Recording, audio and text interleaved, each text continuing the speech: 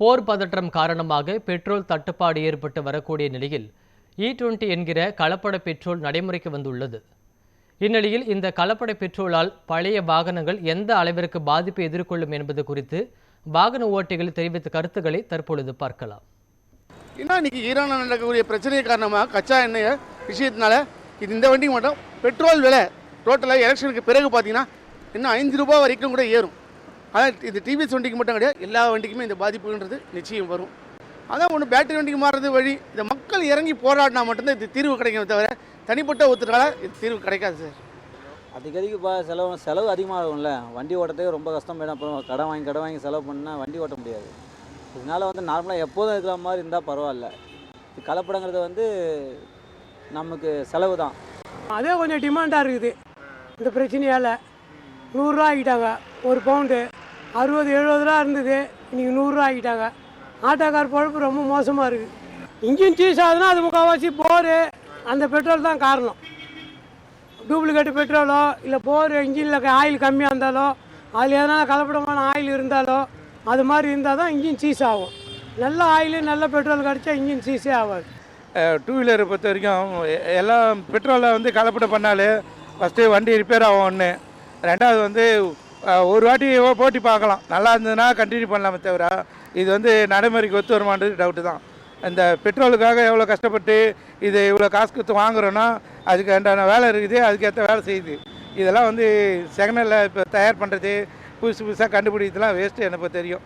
வண்டியும் கேடு, நம்ம பேர் கொண்டா சொல்லிக்கலாம், இது நான் இதை கண்டுபிடிச்சிட்டேன் அதை கண்டுபிடிச்சிட்டேன்னு. அதெல்லாம் நடைமுறைக்கு ஒத்தே வராது. கலப்பட பெட்ரோல் யூஸ் பண்ணலாம்னு சொல்லியிருக்காங்க அரசாங்கத்தில். ஆனால் நாங்கள் வச்சுக்கிற வண்டி ஓல்டு வண்டி. இதுக்கு கலப்பட பெட்ரோல் போட்டோன்னா எங்களுக்கு செட் ஆகாது சார். அதனால் இப்போ நீங்கள் நியூவாக கொடுத்துருக்கீங்க வண்டி, அந்த வண்டிக்கு வேணால் நீங்கள் அது மேட்ச் பண்ணிக்கலாம். எங்களுக்கு சேட்ரேஷனே கிடையாது. எங்களுக்கு இதில் உடன்பாடு கிடையாது. இது எந்த விதத்தில் நீங்கள் இது கொடுப்பீங்க, இது எங்களுக்கு எப்படி பெனிஃபிட் ஆகும்னு எனக்கு தெரியல. நான் வச்சுக்கிறது ஓல்டு மாடல் வண்டி. அதுக்கு நான் கலப்பட பெட்ரோல் போட்டேன்னா எனக்கு மைலேஜே கொடுக்காது. நான் போகிற ஆந்திவே நான் ஆம்புலன்ஸ் சர்வீஸ் செய்கிறதால ஆல்ரெடி நான் ரவுண்டிங்கில் இருக்கோம்.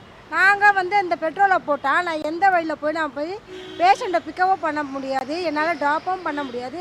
இதனால் இன்ஜினும் எனக்கு சீஸ் ஆகிடும். நானே ஒரு புது வண்டி வச்சுருக்கிறேன்.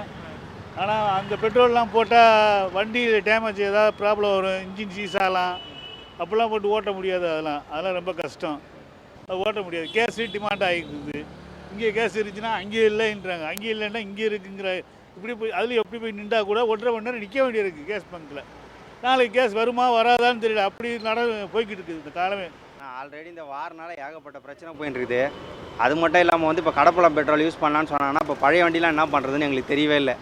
ஏன்னா இப்போ 2012 போட்டாங்க ஒரு கிலோமீட்டர் 12 ரூபா அப்படின்னு சொல்லிட்டு. ஆனால் இப்போ வரைக்குமே எங்களுக்கு எங்கள் வாழ்வாதாரத்துக்கு 1 ரூபா கூட ஏற்றலை. வருஷத்துக்கு 1 ரூபாய் ஏற்றிருந்தா கூட ஒரு கிலோமீட்டருக்கு 25 ரூபாய் இருக்கும்.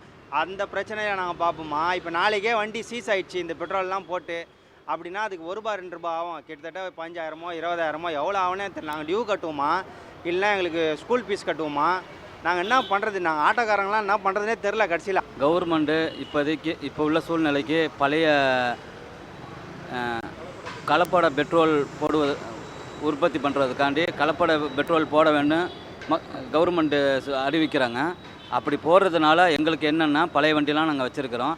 அப்படி அந்த கலப்பட பெட்ரோல் வந்துருச்சுன்னு சொன்னால் எங்களுக்கு நாங்கள் வண்டி ஓட்ட முடியுமா? நாங்கள் ராபிட்டோ ஊபர் இந்த மாதிரி ஓட்டிகிட்டு இருக்கிறோம். இப்படி எங்களால் ஓட்ட முடியுமானா கண்டிப்பாக ஓட்ட முடியாது.